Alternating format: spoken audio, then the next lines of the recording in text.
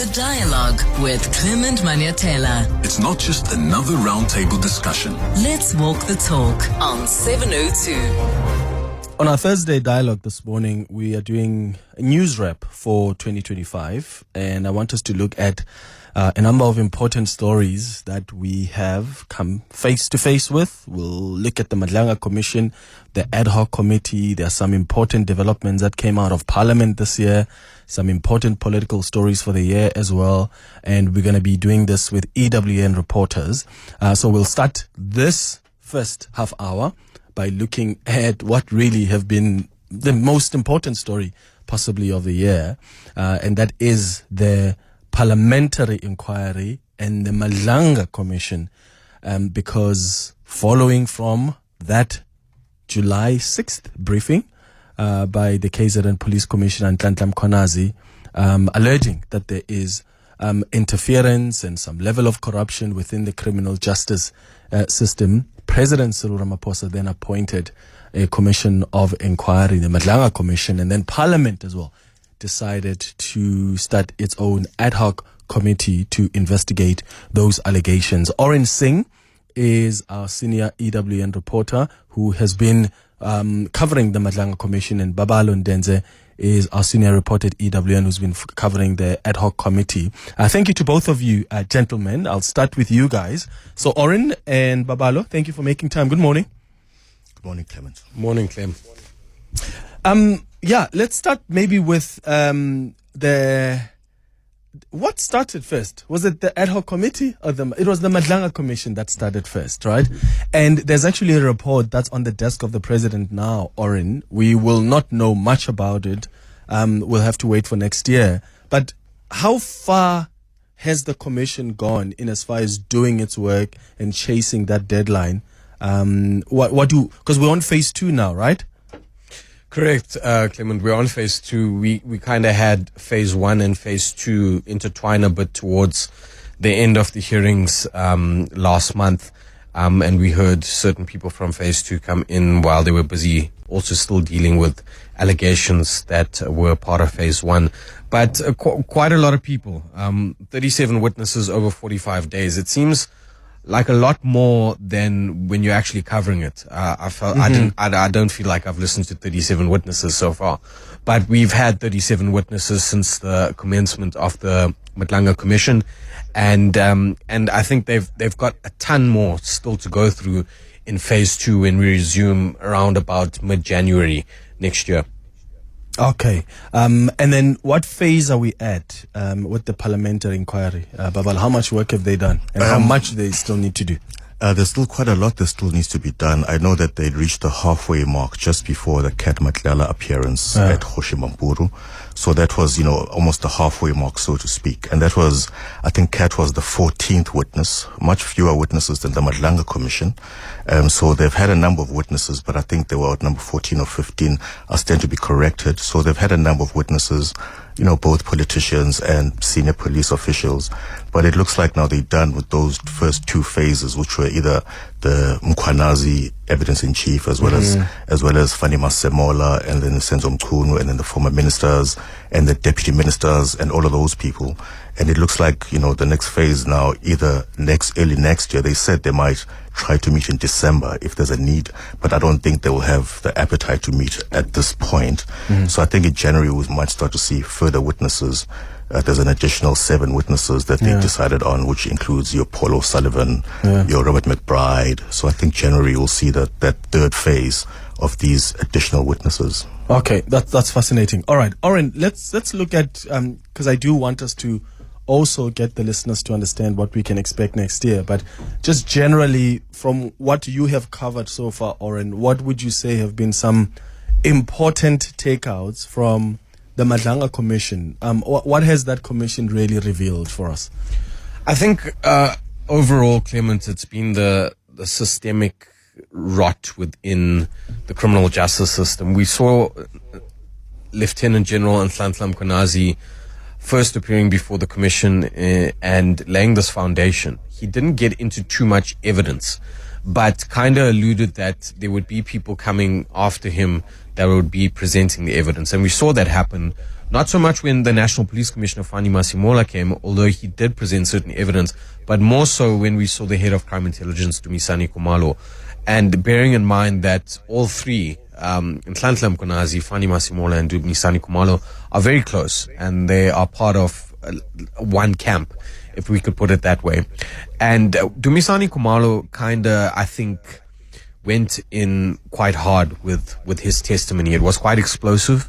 He laid the foundation and gave us first sort of sight into this world of this big five cartel, that is made up of people by the likes of Vusimuzi Cat Matlala and Katiso Katie Molefe, entrepreneurs who have been arrested and charged in murder cases and an attempted murder case, but also claiming that the head of this big five cartel was a revered taxi boss who was murdered.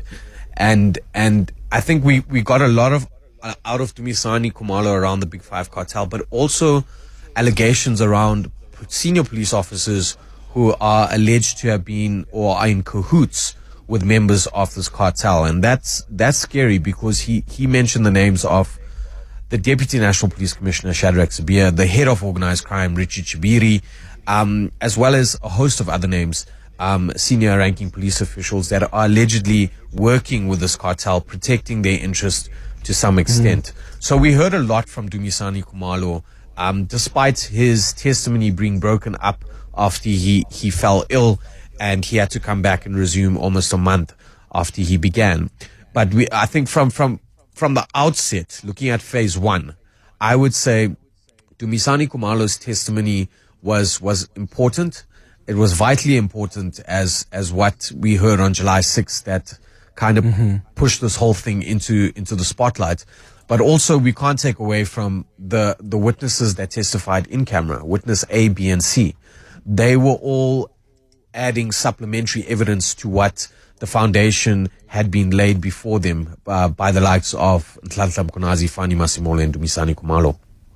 Okay. And I'd like to take some WhatsApps as well. I want you to let me know if you followed the parliamentary inquiry, you followed the Madlanga Commission, which, testimonies stood out for you and what was revealed to you, right? What piqued your interest as you were watching both of these processes? What has it revealed, especially about, as far as the allegations that the General Mkonazi made?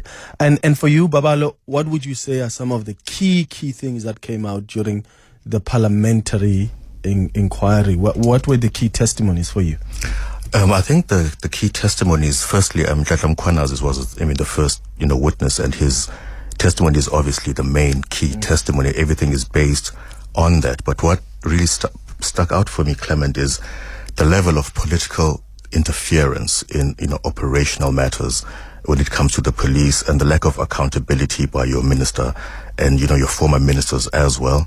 The almost brazen influence of law enforcement by individuals, private individuals. Some are not private, some are political people. That kind of came out the most, as well as some of the evidence that came from individuals, like Vusimuzi Cat Matlala, for instance. He was the last witness. As much as, to a certain extent, we should not take everything that he says as gospel, but he did reveal also a lot of, some of the things that happen, behind closed doors, in darkness, in dark alleys, between politicians and alleged members of, crime organizations.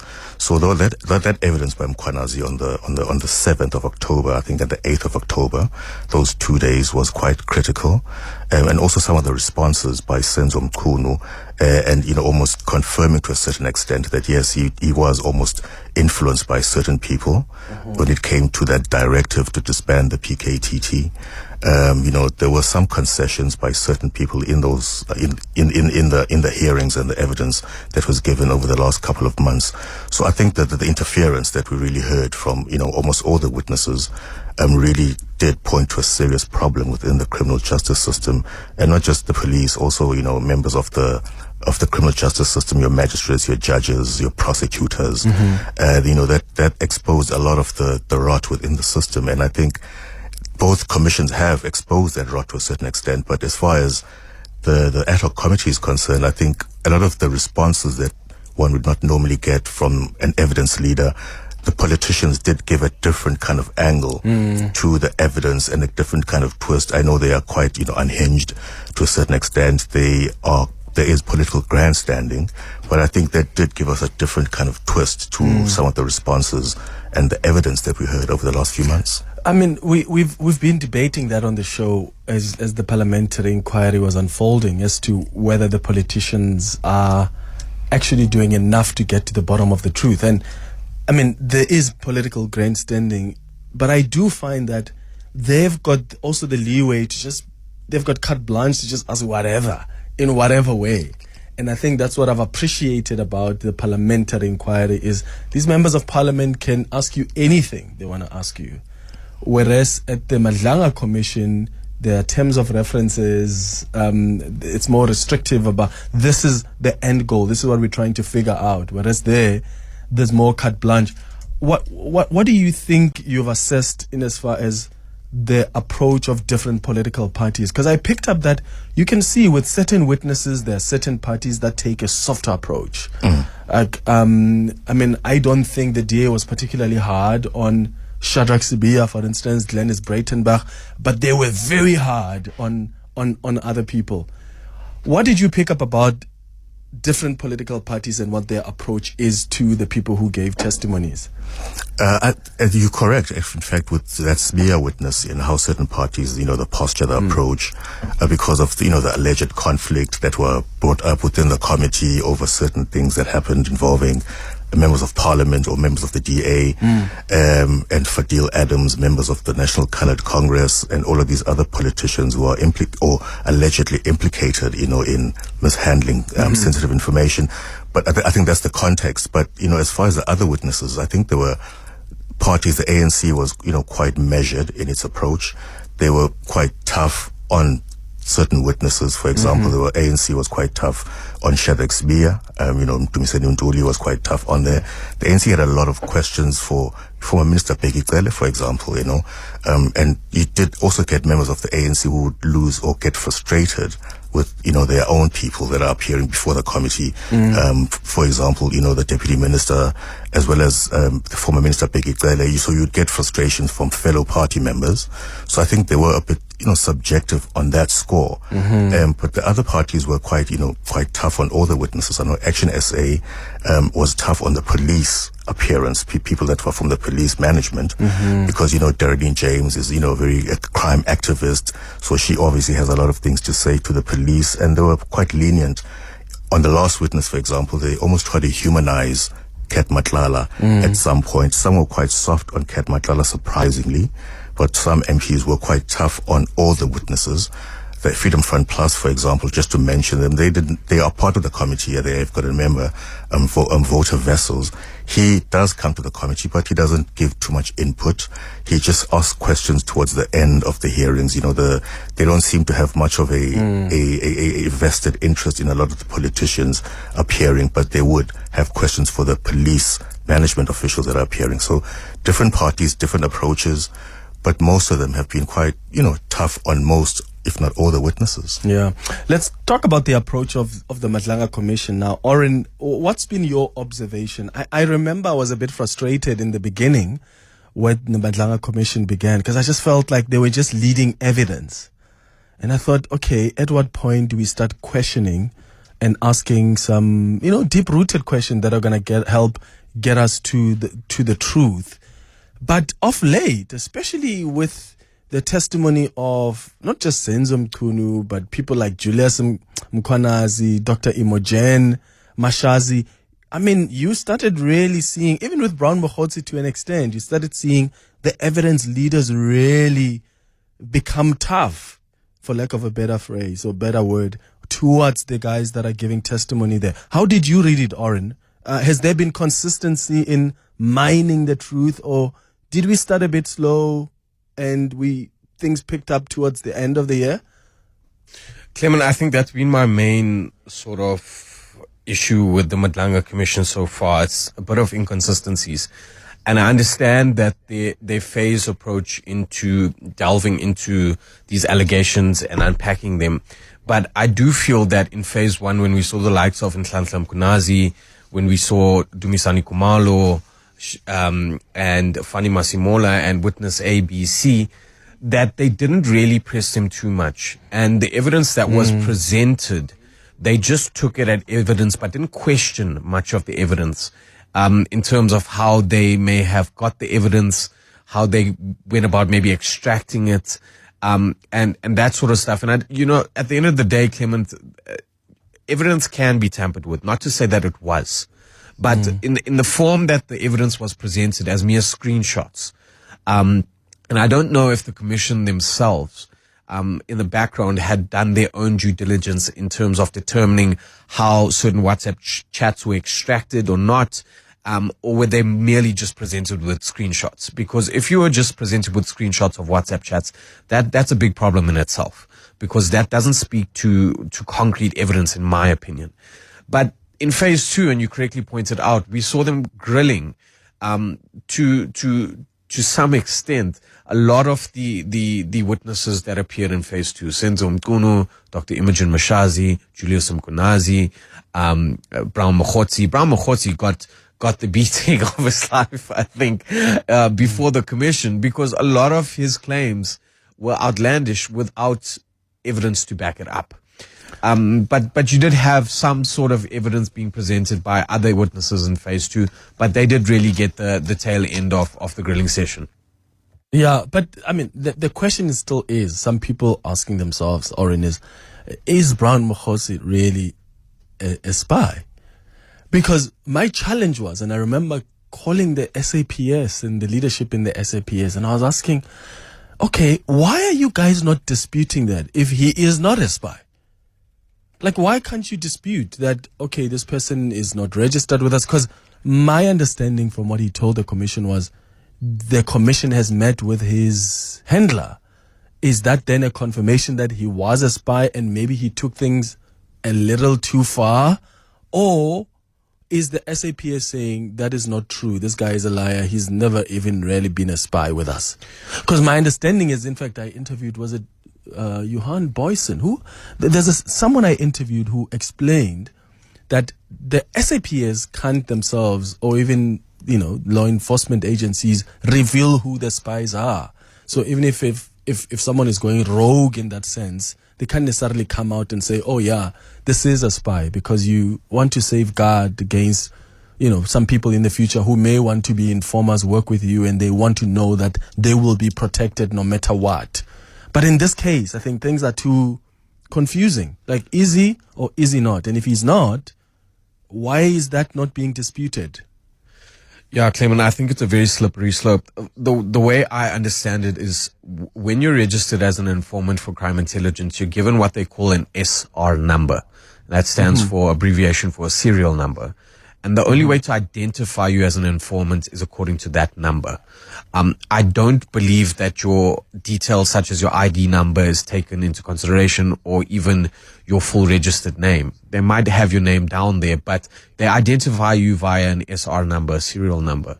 And according to my understanding, having spoken to sources, there are only a few people that will know that this serial number belongs to a specific Brown Mokhotsi or Clement Manyathela.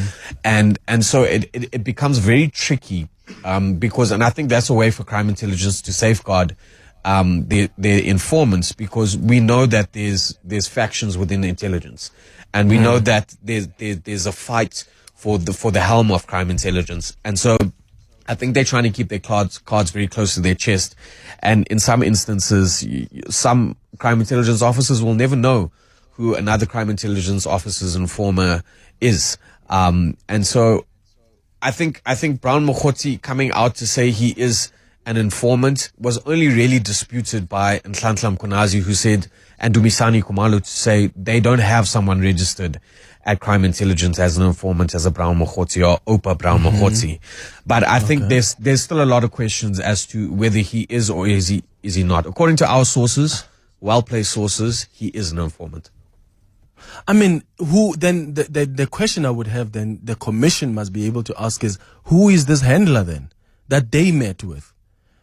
Because if there's a dispute that he is, but he says, but you guys have met with my handler, and I would imagine that handler is someone possibly senior up, maybe, or mid senior level in the SAPS, then we would have to ask serious questions to that person. How do they claim being a handler of someone whose identity and position within crime intelligence is being disputed by the other SAPS leaders?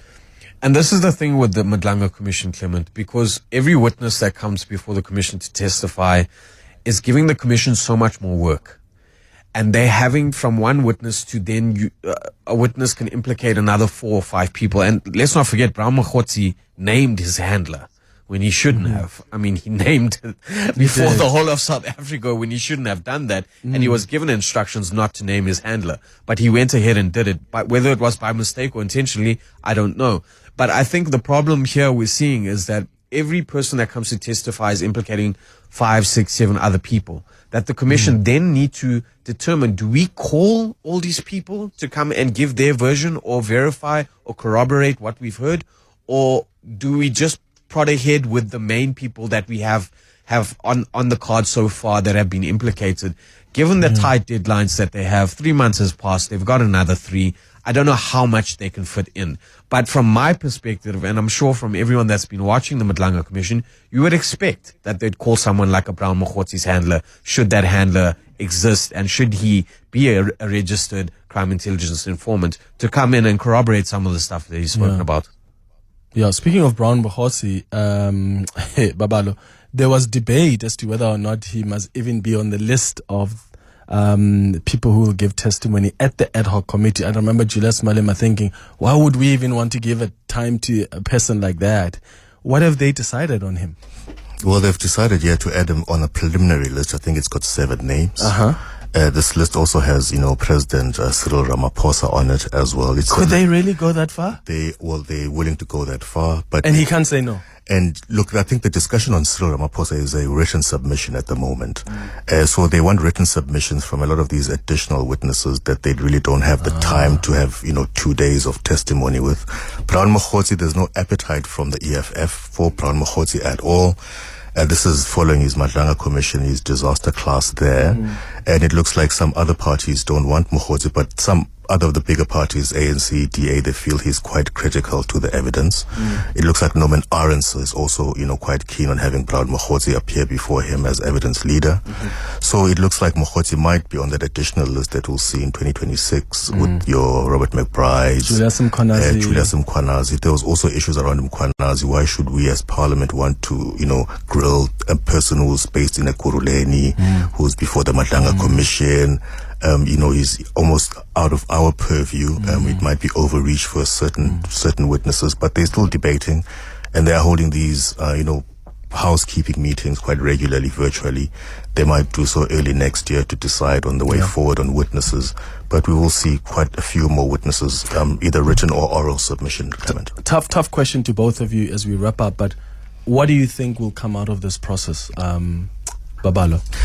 In the parliamentary process, I think a lot of recommendations will come out that will, recommend certain dismissals of certain ministers if they're still. Do you think Senzo then? If they're still in employment by that point, and I see a lot of recommendations that will also target senior police management, like Shadrack Sibiya, like Shadrack Sibiya, as well as any other implicated individuals that Parliament exercises oversight over. And for you, Oren, what do you think will come out of this process from what you've observed so far? I mean, do you think Senzo Mkhunu will still have a job? And as far as the recommendations that will be made, given what you've seen?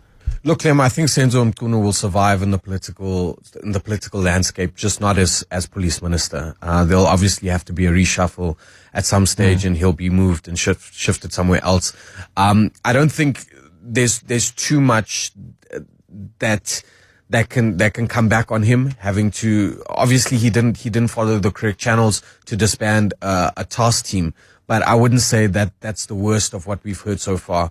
The likes of the head of organized crime receiving bribes, Richard Chibiri, the former police minister Bheki Cele receiving money. I mean, Kat Matlala spoke about that.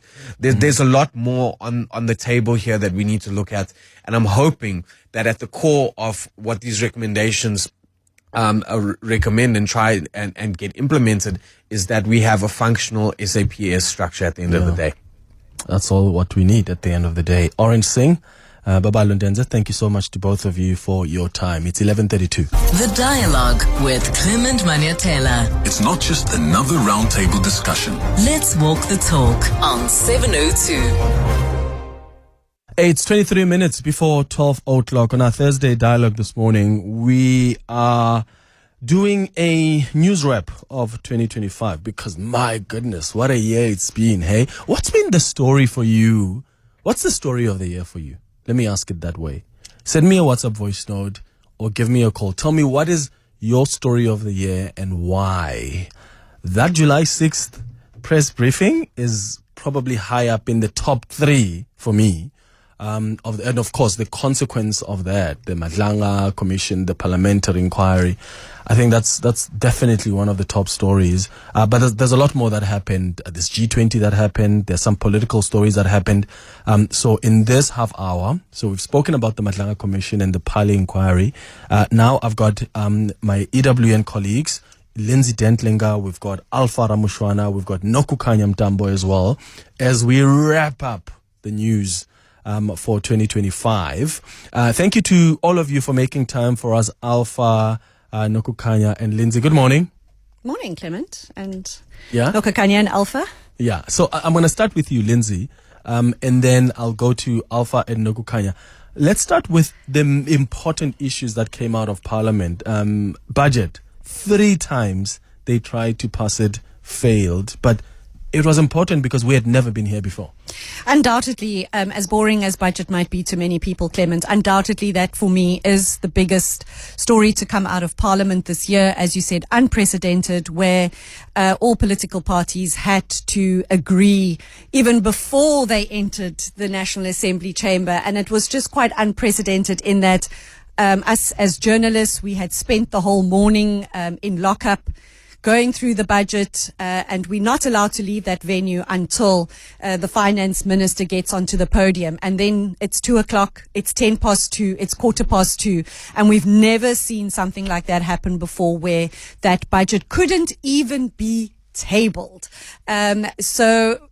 And then what happened, all of that happened after that, a court case, a second attempt at tabling a budget, a third attempt at tabling a budget, and eventually a budget passed at the end of July, which could almost have seen further ramifications for not allowing a government to spend money. So for me, undoubtedly, apart from the ad hoc committee of inquiry, if we just deal with the procedural things, the things that happen every year in Parliament, for me, undoubtedly, the budget bungle was the biggest story. Let me ask you an honest question. If this was the UK, do you think the finance minister would still have his job after that mess with budget? I don't think so. Because I thought, oh my goodness. I mean, he has survived and he's here. I'm interested though, if the GNU holds for the next, 3 more years, 4 more years, do you think that we may find ourselves here again? Because the DA really managed to know which strings to hold on to and which strings to pull. Well, if you ask the EFF, they will say it's because of them that we have to thank for no VAT increase. But in the end, it was the DA and the EFF, a very unlikely collaboration that we saw heading to the Western Cape High Court to stop that VAT increase. But Clement, I think the lesson has been learnt.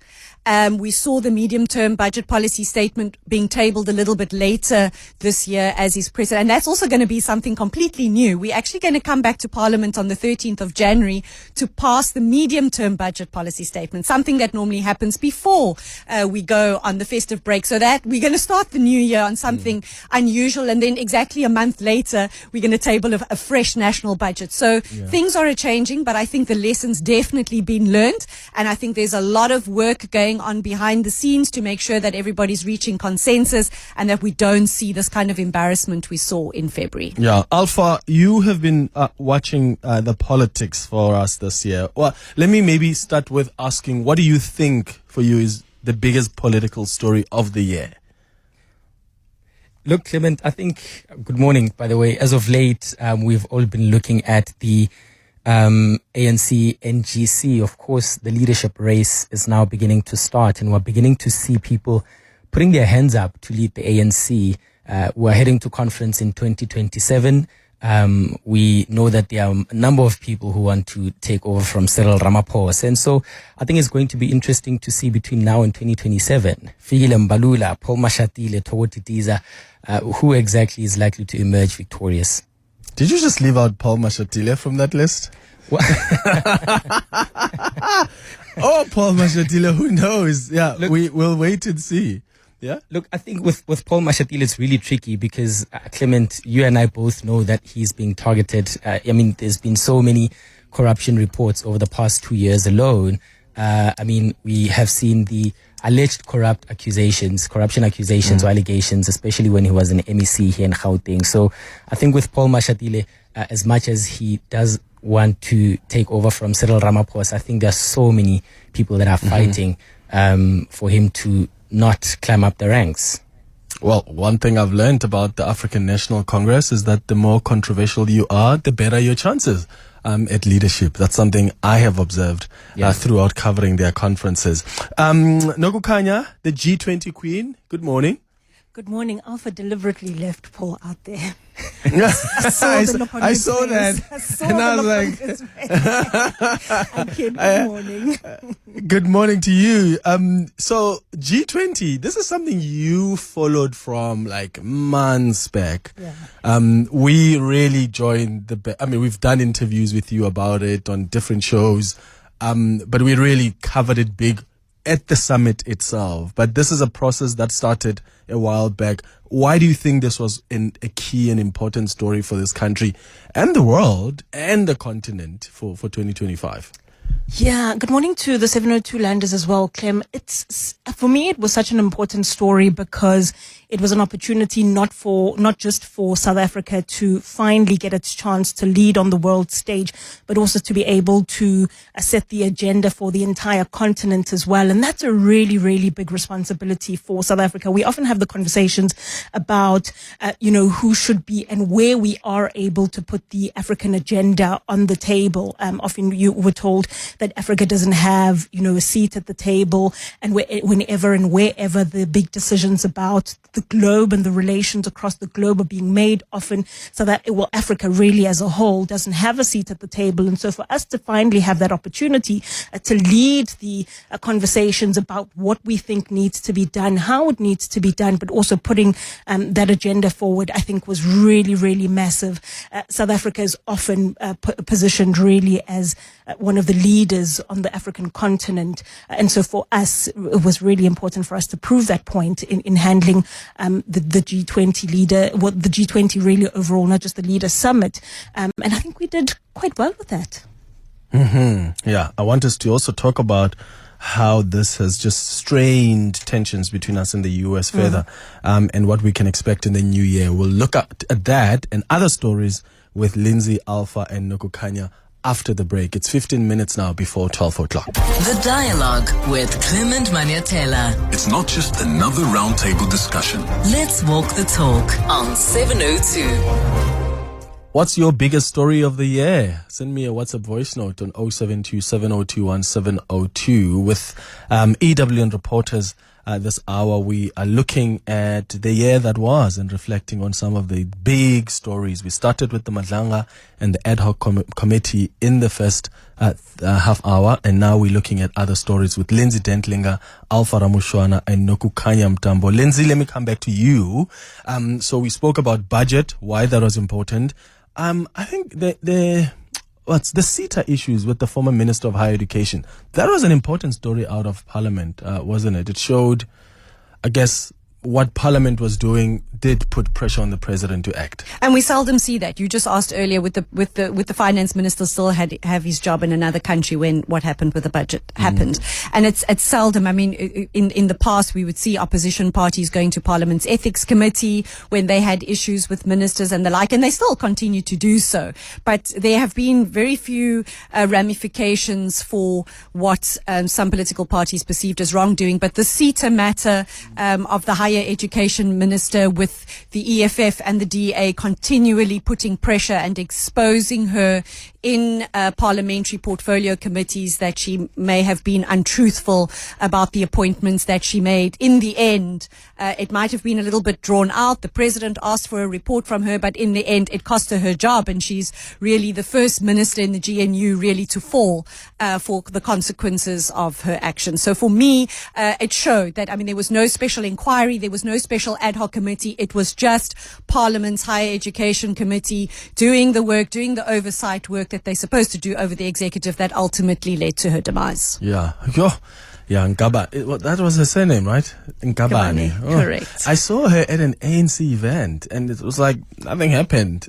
Isn't that interesting? See, that's the problematic thing, and we see Malusi Gigaba has stepped aside, but he continues to chair a joint standing committee on defence in Parliament, which is massive, and I think the ANC is a bit unclear about their step aside rule, because previously, when Bongani Bongo was chairing the Home Affairs Committee and he got into trouble and found himself in the dock, although he remained an MP, he had to step back from that portfolio role of a committee chairperson. Not true of Malusi Gigaba. So, but that's a political issue for another day. But they do continue to serve as backbenchers in Parliament. Fascinating. Alpha, let's talk about Johannesburg and the DA. Helen Zille announcing that she wants to return to government in a way.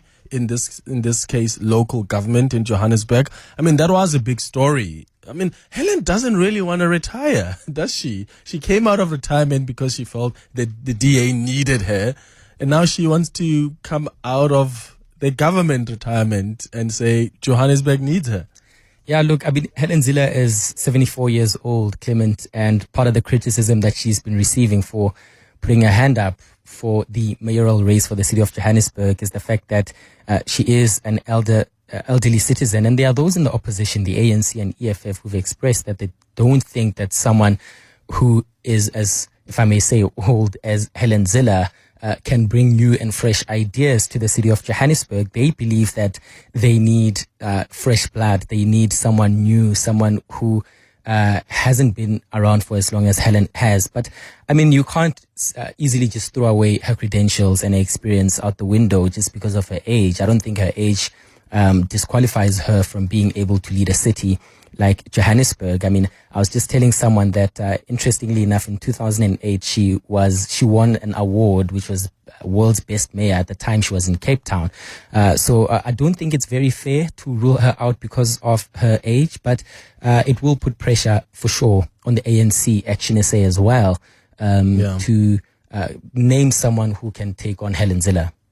That's one of the things I've actually enjoyed about her coming out and saying, I'm going to run for Joburg Mayor, because that puts pressure on the other parties to really give us the best of the best. So if anything, this really works for us as the citizens of Johannesburg. Nokukanya, is the relationship between the US and South Africa working for us though? What happened at the G20 summit just made things a little bit worse when they decided they're not coming, and then they wanted to send this delegation that our government felt it's junior and it breaks protocol to hand over the presidency to a junior staffer. And then now what happened just recently with Home Affairs and this refugee center, the Kenyans. Where's our relationship with the US right now? Is it getting worse? Are things going to get worse next year by the looks of it?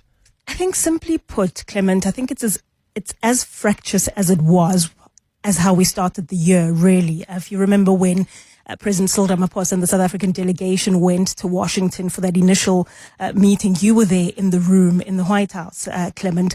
Already then, it looked like South Africa was really trying and putting their best foot forward in terms of trying to reestablish that relationship, trying to revitalize it, but was still getting pushback. It really is the same picture that we're seeing now. Against all of those odds, South Africa continues to say to the US, we're here, we're at the table with you. We want to continue the conversations because the bilateral relationships, particularly when it comes to trade, remain. The US simply can't throw out the baby with the bathwater, so to speak. And so there really is no way around it. Will we be punished? And have we been punished? Absolutely. Small things, starting with, for example, the G20 for next year. Obviously, we handed over to the US on the 1st of December, and they have their presidency for the whole of the next year to come. And it was questions such as, well, if the US doesn't want South Africa to be there, how do we work around that? The rest of the bloc will say the US doesn't have power to say that South Africa can't be there. But what they can do is close them out from the meetings by simply refusing to give them visas, for example. So soft power, those sort of things. The issue of the trade relations, which is even at the beginning of the year, Clement, what we were trying to resolve was the issue of, facing double-digit tariffs, 30% plus on certain industries. There are some exemptions, of course. But even at the beginning of the year, what we were trying to resolve was the issue of the tariffs. AGOA, which expired in September. Again, are we still being punished? Yes. How does that, what expression do you see? You'll see it in the tariffs. We still face those 30% plus tariffs on certain industries. AGOA hasn't been extended. In fact, when the conversations are happening for AGOA to be extended for Southern Africa, Sub-Saharan Africa, South Africa has been left out of the talks for that possible 1 year or 2 year extension, or whatever it looks like. So still quite fractious. South Africa is still saying, to the best that they are able to, not being met, of course, with the sort of reception that they would prefer. But as far as possible, the best description really for it is fractious. Oh, yeah. Who knows what we're going to see next year. Lindsay, speaking of next year, the DA has a conference. That's going to be an important one. They're already fighting amongst each other, and you can tell that the stories being leaked, these fights. That's all got to do with the conference that's coming up. Yeah, they elect their leader in a shorter period of time, 3-year stints compared to the ANC. So in April, we will see whether John Steenhuisen gets a third term, incidentally, which he is allowed. But as you said, the fight's starting to get ugly, and whether Cape Town's Mayor Jordan Hill-Lewis puts his hat in the ring. They've been very coy. Normally by this time, by October, November, they do give indications of who's going to run for that leadership charge. They have not done so. I think Maybe Jordan Hill-Lewis hedging bets, because he has said in the part, he's repeatedly told us this year that he would not stand against his friend. John Steenhuisen. So I think all eyes are on John as to whether he throws his hat in the ring. All indications are that he will, but who comes up against him, I think that's going to be where we all will be watching in the start of the new year, because it will also really affect how the GNU continues in terms of who is the DA's next leader. All right. Lindsay Dentlinger, Alpha Ramushwana, Nokukanya Mtambo, thanks to all of you for making time for us. It's 5 minutes now before 12.